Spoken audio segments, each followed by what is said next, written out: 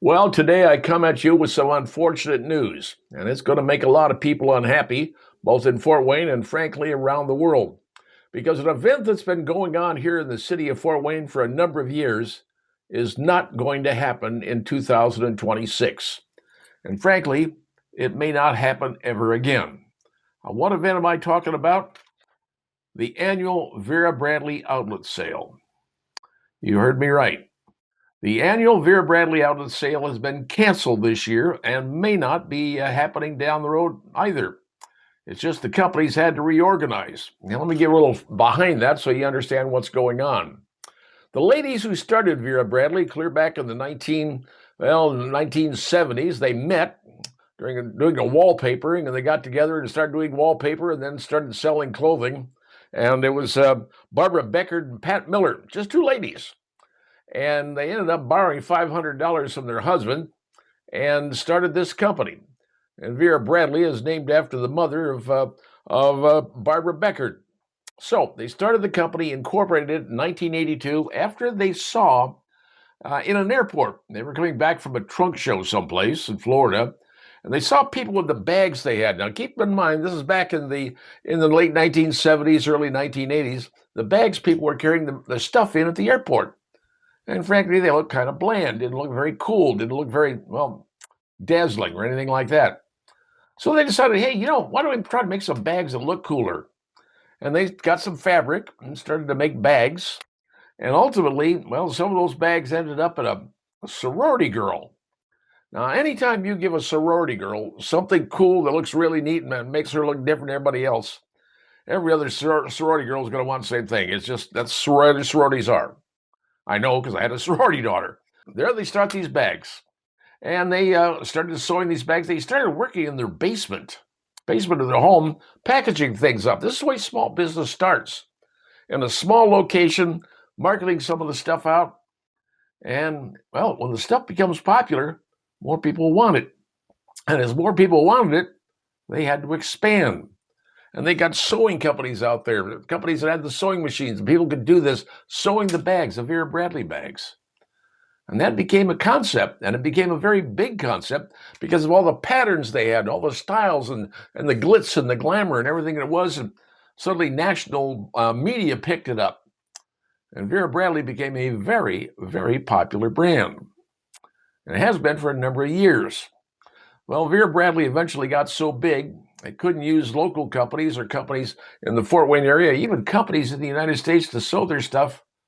And they ended up, like many companies, they went to China to get their products produced.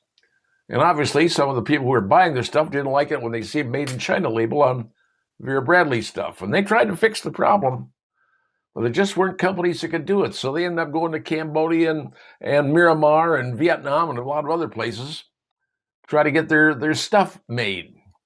Because there just weren't companies in the United States that was doing this anymore.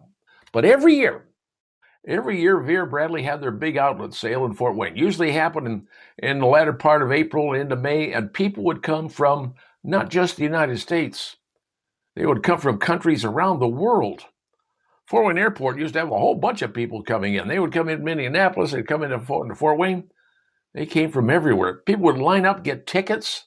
They'd be lining up outside to get in. It was one of the biggest events in the city of Fort Wayne. It was the Vera Bradley sale. People came in and they bought tons of stuff, and I know because I got a wife and daughters. They would go to Vera Bradley sale. That was the big thing. Now, there were people that came in and bought Vera Bradley stuff off the floor and resold it. Let's be honest, that's what happens.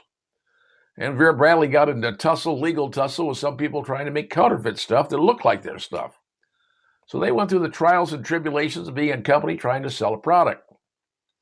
Well, ultimately, people's tastes started to change, as it happens. And keep in mind, this company was incorporated in 1982. Now, here we are in 2026. So you got to figure that's over 40-some years they've been around. Tastes change. They always do. Everything moves on. Now, well, it used to be in the old days, you'd go and see the luggage on an airport line on the conveyor that would come around the airport. You'd see all these Vera Bradley bags. They're big, fluffy bags. That's what people had. They carried around the big Vera Bradley bag. Everything is Vera Bradley. And their factory over there on 69 near the GM plant had a lot of folks working. And everybody had Vera Bradley stuff. But eventually people got tired of the big giant bags. They wanted something that was more concise, easy to put up, because it got to be so difficult you couldn't put a Vera Bradley bag in the overhead of the airplane. Because the bags had gotten so big, people couldn't stuff them in there. It was a problem. Well, more and more people were going to these compact aluminum suitcases type of things. And the biggest thing was the aluminum suitcases with the wheels. Now, Vera Bradley did have big bags with wheels. Well, they did do it. But the bags were still too big. And stuffing those things in an overhead bin in an airplane, couldn't do it. Things started to change and people's tastes started to change. As the taste started to change, the sales of Vera Bradley products started to go down. Last year, they lost something like $270 million. Now, when you're losing money, you got to bring in some people trying to rerun the rodeo and try to get things back on track. And they've appointed a new CEO and new folks to come in and run the company and try to get them out of a hole they're in. So they're trying. But because of that, they are not going to have an outlet sale in 2026. And down the road, I can't tell you if they're going to have any more. It's a big change for the city of Fort Wayne, but it's a big change for the luggage industry. Because more and more people are saying, you know what? We want to go to one of those compact aluminum things. The ones that are square and easy to stick in the overhead bins of the airplane's luggage compartments. That's what it's gone to, because tastes change. The old saying, everything old is new again, well, that may happen down the road. But right now, Vera Bradley started in 1982 when it was incorporated. And they've had a pretty good run. And the two ladies who ran it, well, they did pretty well for themselves, starting off $500. And created a bag that women loved. But like anything else, it changes. Everybody changes.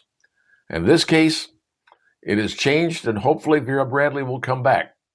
Hopefully Vera Bradley will reinvent themselves into something even bigger and better. But right now, they lost money last year, and this year there's going to be no Vera Bradley sale.